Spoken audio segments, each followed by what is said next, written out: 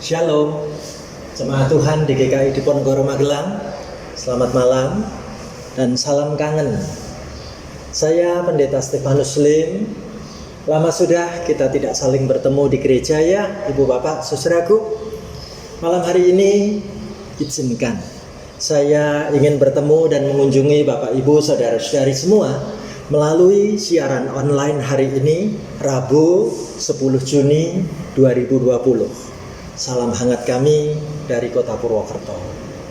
Ibu Bapak, saudaraku yang terkasih, apa yang menjadi tema renungan hari Rabu malam ini? Inilah tema yang kita ikuti sama-sama. Sehatlah tubuhmu dan sehatlah jiwamu. Wow, tema yang bagus banget ya. Bagaimana kita diajak di tengah-tengah situasi keadaan pandemi virus COVID-19 ini, Ibu Bapak, Saudara dan saya tetap sehat tubuh dan sehat jiwanya. Amin.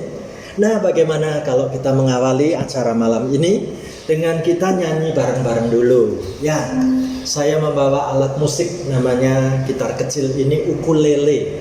Nah, lagu yang mengingatkan kita apapun bisa terjadi di dunia ini, tapi kita punya tempat perlindungan yang teguh, yaitu Tuhan Yesus. Di tengah-tengah keadaan dunia macam apapun, dalam menghadapi badai, tofan seperti apapun, biarlah Tuhan Yesus menjadi tempat perlindungan kita. Amin. Yuk kita nyanyi bareng-bareng di badai topan dunia. Saya iringi dengan musik ukulele ya. Di badai topan dunia, Tuhanlah perlindunganmu. Hati goncang semesta, Tuhanlah perlindunganmu. Ya Yesus gunung batu di dunia, di dunia, di dunia. Ya Yesus gunung batu di dunia, tempat berlindung yang teduh. Siang maupun malam gelap, Tuhanlah perlindunganmu. Saya takut lenyap, Tuhanlah perlindunganmu. Ya Yesus gunung batu di dunia, di dunia, di dunia. Ya Yesus gunung batu di dunia, tempat berlindung yang teduh. Ya Yesus gunung batu di dunia, di dunia, di dunia. Ya Yesus gunung batu di dunia, tempat berlindung yang teduh, tempat berlindung yang teduh, tempat berlindung yang teduh.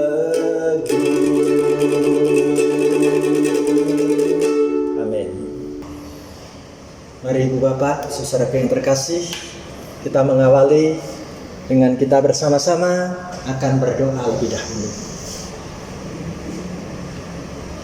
Tuhan Yesus, kami berada di tengah-tengah badai tofan kehidupan yang serba tidak menentu seperti keadaan sekarang ini. Kami memerlukan firman-Mu Tuhan. Kami membutuhkan sabda-Mu Tuhan. Hamba-Mu bersyukur boleh Tuhan izinkan untuk dipakai menjadi alat pemberita firman-Mu. Boleh menjadi saluran pemberita firman-Mu bagi gereja Tuhan, bagi jemaat-Mu, khususnya di tengah-tengah gereja Tuhan di GKI Diponegoro Magelang.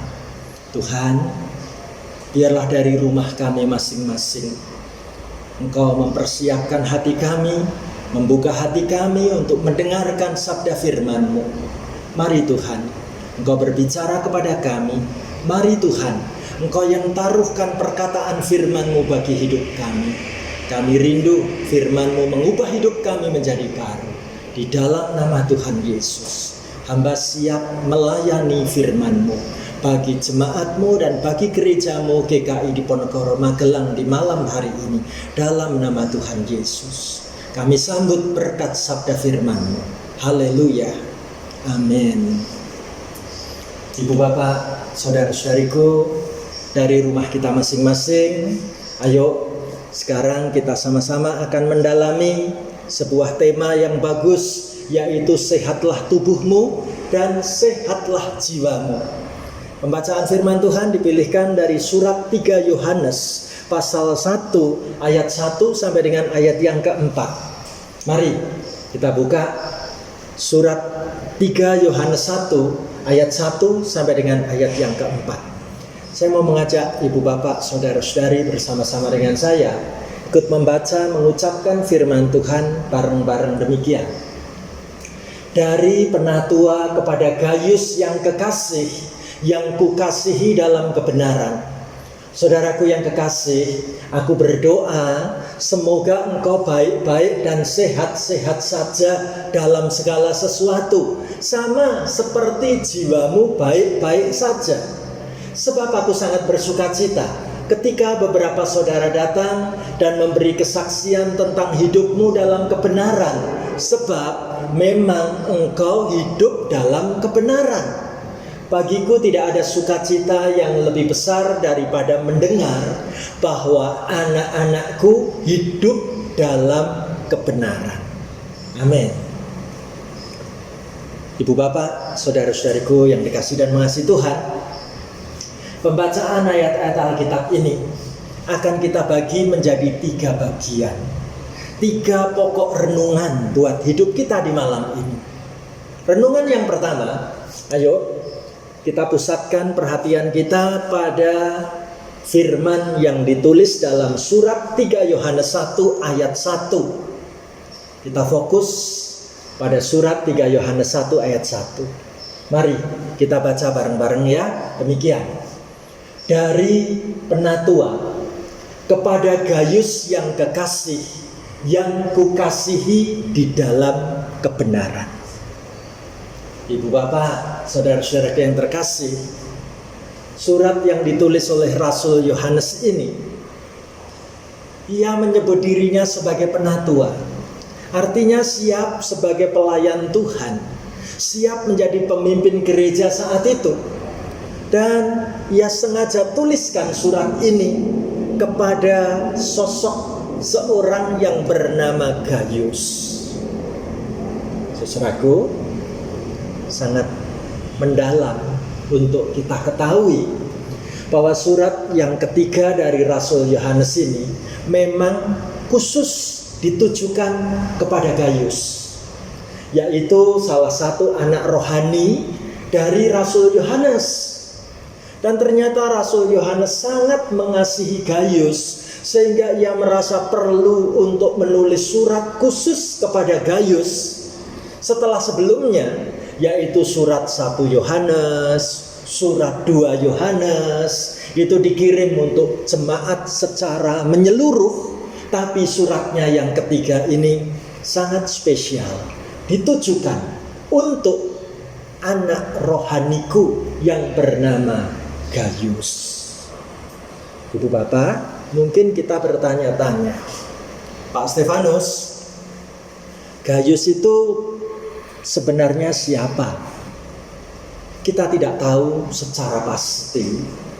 Tapi latar belakangnya, pada saat itu ada banyak hamba Tuhan menjadi penginjil, pergi untuk memberitakan firman Tuhan, memberitakan Injil di berbagai tempat, dengan cara berpindah dari lokasi satu ke lokasi berikutnya.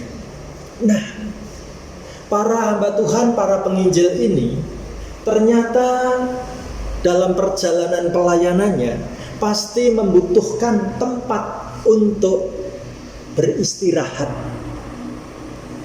Mereka membutuhkan tempat untuk bisa menikmati istirahat pada waktu malam. Nah, ternyata pada zaman itu kita sudah mengenal bagaimana di kalangan gereja Tuhan ada orang-orang yang memang biasa dan siap memberi tumpangan dan bantuan. Jadi para hamba Tuhan ini biasanya akan juga menerima tumpangan dan bantuan dari saudara-saudara seiman di dalam jemaat dimanapun mereka pergi. Dan untuk kita tahu, salah satu jemaat Tuhan itu namanya Gaius, yang selalu menyediakan rumahnya sebagai tempat untuk tumpangan bagi para hamba Tuhan yang sedang melayankan pemberitaan firman. Ibu bapak, saudara yang terkasih, kalau kita bacanya hanya berhenti sampai di ayat yang keempat, maka kita kurang mendapatkan gambaran yang sangat jelas tentang apa yang menjadi kesaksian yang ditulis beberapa saudara tadi tentang hidup Gaius yang dikatakan sebagai hidup dalam kebenaran. Maksudnya apa ya? Nah, biar kita memahami, kita mesti melanjutkan baca ayatnya, yaitu sampai di ayat yang ke-5 dan ke-6. Ayo, kita sama-sama sekarang membaca 3 Yohanes 1 ayat 5 dan ke-6 supaya informasinya lebih utuh lagi. Kita baca bareng-bareng ya Bapak Ibu. Saudaraku yang kekasih, engkau bertindak sebagai orang percaya, di mana engkau berbuat segala sesuatu untuk saudara-saudara, sekalipun mereka adalah orang-orang asing. Mereka telah memberi kesaksian di hadapan jemaat tentang kasih-Mu. Baik benar perbuatanmu, jikalau engkau menolong mereka dalam perjalanan mereka dengan suatu cara yang berkenan kepada Allah. Puji Tuhan.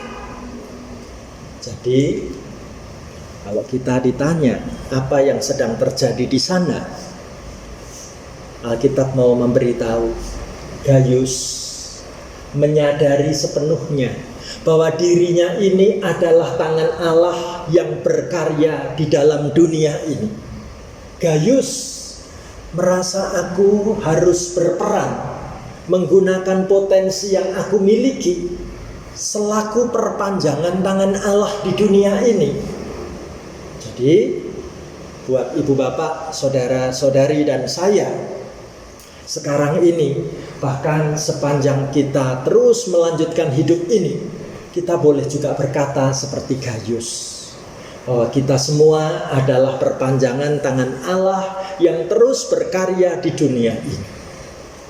Ibu bapak, saudara yang terkasih, sekarang pada bagian pertama ini kita mengerti, memang Rasul Yohanes tidak memaparkan secara terperinci tentang identitasnya Gaius, tapi dapat kita simpulkan bahwa Gaius yang menerima surat ini adalah satu, seorang yang menduduki jabatan penting di salah satu gereja lokal pada saat itu. Yang kedua, Gaius adalah seorang Kristen yang sangat dikasihi oleh Rasul Yohanes. Yang ketiga, Gaius adalah seorang yang hidup dalam kebenaran. Dan yang terakhir, Gaius adalah seorang dermawan yang murah hati, seorang anak Tuhan, seorang Kristen yang sudah diizinkan untuk ikut berkarya dalam pekerjaan Tuhan pada saat itu. Puji Tuhan. Itu bagian yang pertama. Sekarang kita bertanya-tanya, Pak Stefanus, malam ini renungan bagian keduanya mau bicara soal apa? Ayo, kita temukan pada ayat yang kedua. Saya bacakan ya, 3 Yohanes 1 ayat yang kedua. Ada sapaan menarik sekali. Kita perhatikan pada ayat yang kedua. Saudaraku yang kekasih, aku berdoa semoga engkau baik-baik dan sehat-sehat saja dalam segala sesuatu, sama seperti jiwamu baik-baik saja. Wah, ini renungan yang menarik sekali. Bagaimana saudara dan saya diajak melihat apakah hidupku baik-baik dan sehat-sehat saja. Ibu bapak, saudara yang terkasih, selama ini kita pernah mendengar peribahasa mengatakan mens sana in corpore sano. Artinya Dalam tubuh yang sehat terdapat jiwa yang sehat. Puji Tuhan. Tapi bagus banget malam hari ini Rasul Yohanes mau menekankan bahwa di dalam kehidupan rohani yang sehat, maka segala sesuatu akan ikut sehat dan baik-baik saja. Ini keren. Sekali lagi, dalam rohani yang sehat, maka segala sesuatu akan sehat dan baik-baik saja.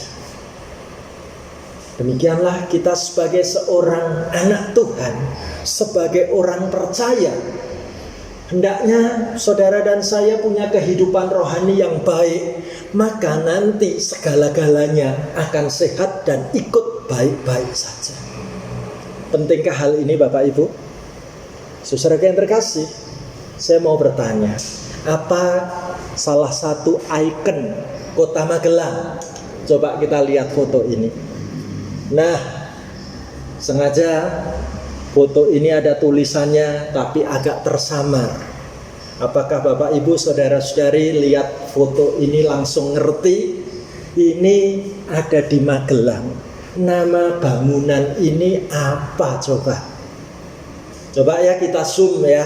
Kita mau lihat lebih jauh. Wah, ternyata ini adalah RSJ ya, Rumah Sakit Jiwa Profesor Dr.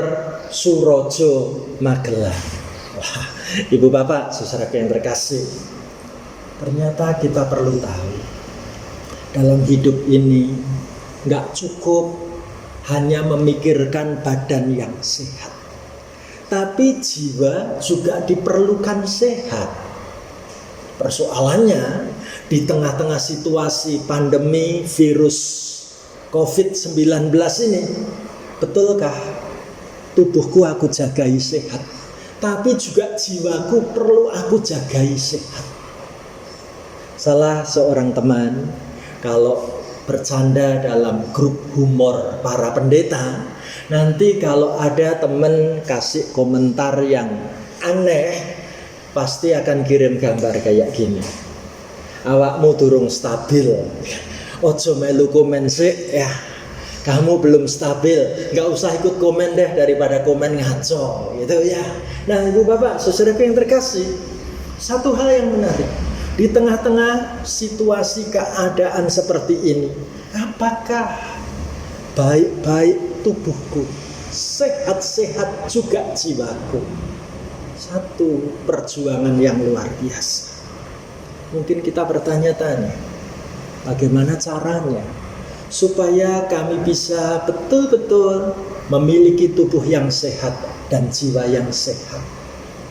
Hal yang ketiga menjadi jawabannya kita temukan dalam pembacaan ayat 3 dan 4. Ini bagian terakhir dari renungan malam ini, menjadi kata kunci buat saudara dan saya. Yuk kita baca bareng-bareng 3 Yohanes 1 ayat 3 dan 4. Sama-sama demikian. Sebab aku sangat bersukacita ketika beberapa saudara datang dan memberi kesaksian tentang hidupmu dalam kebenaran. Sebab memang engkau hidup dalam kebenaran. Bagiku tidak ada sukacita yang lebih besar daripada mendengar bahwa anak-anakku hidup dalam kebenaran. Saudara yang terkasih, kata kuncinya kalau kita pengen sehat badannya dan sehat jiwanya, ternyata adalah kita belajar untuk hidup dalam kebenaran. Apa artinya hidup dalam kebenaran? Sebelum menjawab pertanyaan ini, saya jadi ingat sebuah kisah cerita. Bagaimana satu kali saya pernah berkenalan dengan seseorang. Orang ini bercerita pada saya, Pak Pendeta, saya pas ketemu temanku ini, kami mula-mula bercakap-cakap di awal itu sangat asik ngobrolnya. Begitu bagus sekali percakapan kami. Tapi ketika saya menyampaikan kalau saya tadi baru saja pulang dari gereja, tiba-tiba kenalan baruku ini sangat terkejut dan langsung terlihat kepingin menghindar untuk melanjutkan pembicaraan denganku, Pak Pendeta. Sikapnya langsung berubah drastis, Pak Pendeta. Sehingga saya berusaha kepingin tanya, kepingin ngerti apa alasannya waktu aku cerita tentang gereja kok dia kelihatan gak suka hati.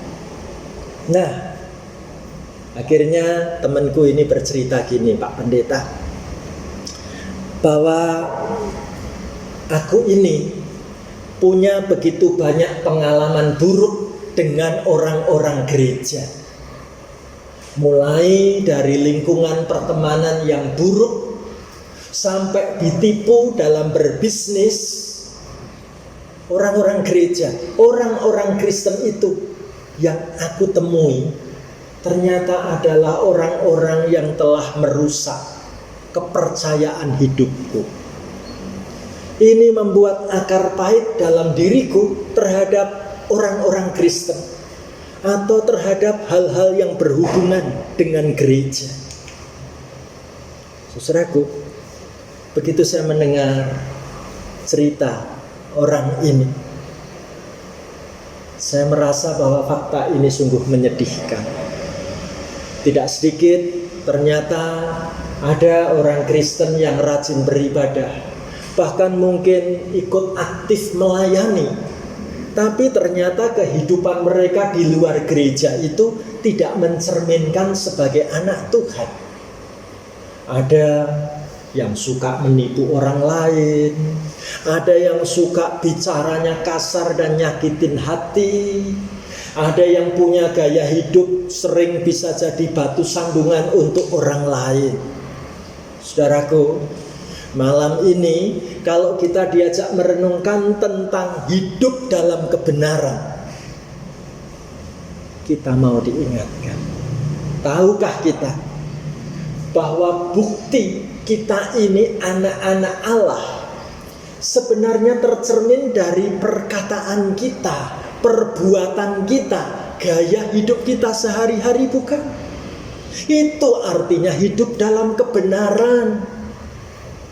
Hidup dalam kebenaran bukan berarti tidak bisa berbuat salah. Kalau kita meneliti arti kebenaran dalam Alkitab, benar itu artinya tidak pura-pura. Benar itu artinya tidak bertopeng. Benar itu bukan cuma sandiwara belaka. Benar itu asli, sama di dalam hatinya. Jadi benar banget nih. Bagaimana kalau malam ini kita diajak merenungkan, sehatlah tubuhmu dan sehatlah jiwamu. Itu sungguh tergantung dari seberapa sungguh-sungguh saudara dan saya memiliki pemahaman hidupku ini luar dalam sama. Hidupku ini benar adanya, tidak pakai topeng, tidak sedang ditutup-tutupi. Itu ternyata membuat tubuh jadi sehat, saudaraku. Bahkan perasaan jiwa kita pun juga tetap terjaga baik. Karena hidup kita tidak pura-pura. Hidup kita apa adanya di hadapan Tuhan dan apa adanya di hadapan sesama. Indah sekali, bukan? Kalau firman Tuhan mengajari kita malam ini, bagaimana pentingnya kita memperhatikan keadaan tubuh dan jiwa kita. Saudaraku, dalam masa-masa seperti ini kita diajak melihat, sungguhkah aku menikmati hari-hari hidup yang penuh ketenangan, tidur dengan nyenyak, makan dengan enak, melanjutkan kehidupan, berjuang di tengah-tengah masa yang sulit seperti ini, tetap punya pengharapan yang kuat. Semua terjadi kalau saudara dan saya hidup dalam kebenaran firman Allah. Jadi betapa pentingnya mulai malam ini saudara dan saya boleh taruh perkataan firman ini buat hidup kita. Dengan kita mengimani firman Tuhan ini, daya tahan tubuh kita juga semakin kuat. Tubuh kita tetap terjaga dengan baik. keadaan jiwa kita juga bisa tenang. Aku jadi lebih dekat dengan Tuhan dalam segala peristiwa.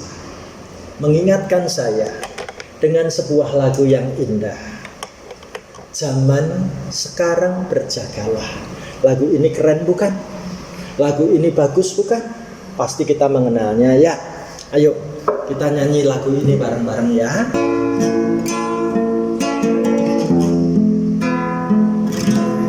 Zaman sekarang berjagalah,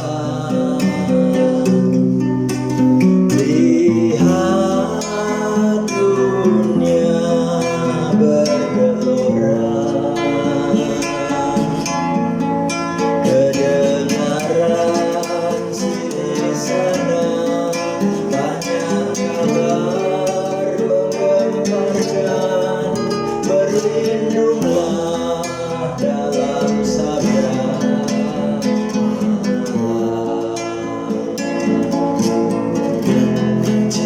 Zaman sekarang berjagalah, lihat dunia bergelora, kedengaran sini sana banyak kabar menggemparkan. Berlindunglah dalam sabda Allah.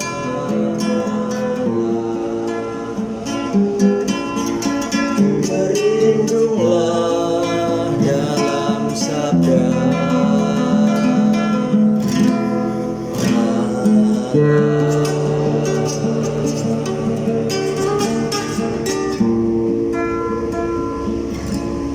Saudaraku, mari kita menutup renungan ini dengan kita berdoa bersama-sama. Tuhan Yesus, hamba rindu mendoakan untuk setiap anak-Mu yang mengikuti siaran online di malam ini dari rumah kami masing-masing. Tuhan, lihatlah keadaan diri kami satu persatu, tentang kesehatan tubuh kami, tentang keadaan jiwa kami. Tuhan, hamba rindu melalui doa online di malam ini Engkau meneguhkan apa yang sedang menjadi pergumulan, beban-beban pikiran hidup kami masing-masing. Mari Tuhan, Engkau yang menyentuh hati kami dengan sabda firman-Mu. Malam ini Engkau memanggil kami boleh hidup seperti Gayus yang sungguh-sungguh mempraktekkan firman-Mu, siap menjadi perpanjangan tangan-Mu Tuhan, memiliki hati yang penuh dengan kerelaan untuk suka memberi dan menolong. Ajari kami Tuhan melakukan semua itu dalam kebenaran, sehingga tubuh kami akan sehat, jiwa kami pun baik-baik saja. Terima kasih Bapa. Hamba rindu mendoakan semua anak-Mu dari rumah kami masing-masing. Ketika kami menghadapi keadaan pandemi virus COVID-19 ini, kami tidak mengetahui apa yang akan terus terjadi di depan kami. Tapi satu hal yang kami tahu, kami memiliki Tuhan Yesus yang menjadi tempat bernaung, tempat perlindungan kami. Terima kasih Bapa. Kami sangat bersukacita untuk renungan di malam ini. Kiranya menguatkan hati dan iman kami. Diberkatilah setiap anak-Mu yang mengikuti siaran online di malam ini. Dalam nama Tuhan Yesus, hamba rindu mendoakan semua hamba Tuhan yang melayani di gereja dan jemaat-Mu di GKI Diponegoro Magelang. Dikuatkan Tuhan menjadi pemimpin-pemimpin dalam hidup gereja yang sungguh-sungguh menjadi teladan yang baik bagi kami jemaat-Mu. Hamba mendoakan bagi semua aktivis GKI Diponegoro Magelang, dipakai Tuhan melayani hidup dalam kebenaran. Hamba berdoa untuk semua anakmu, anggota jemaat dan simpatisan GKI Diponegoro Magelang. Dikuatkan Tuhan, menjalani hari-hari, menghadapi pergumulan dalam masa pandemi saat-saat seperti ini. Mari Tuhan Kau jagai kami, mari Tuhan Kau kuatkan kami. Kami sambut sabdamu, kami mengucap syukur untuk firman-Mu. Dalam nama Tuhan Yesus, kami berdoa bersama. Haleluya.